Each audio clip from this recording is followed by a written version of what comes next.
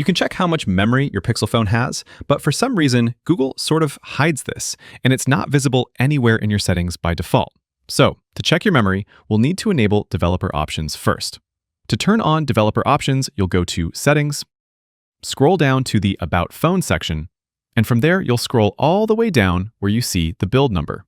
Then you'll tap the build number 7 times and confirm with your PIN code. Why 7 times? I guess to make sure no one accidentally enables developer options. It doesn't exactly change anything on your phone, but it does unlock some additional menus and features that developers use to test their apps. Once that's done, we'll go back to Settings and scroll to the System part of your settings. From there, you'll scroll all the way down and tap the developer options. Then we'll go to Memory, and you're either going to see a memory breakdown here with average memory used and the total memory your phone has, or you'll just see this toggle that enables memory usage profiling. If yours looks like mine, turn on that toggle and then follow the prompt to restart your device. Once your phone restarts, head back to Settings, scroll down to System, and go down to the Developer options.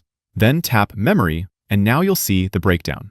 On the top, you can choose a time frame, and your phone will show the average memory used within that time period.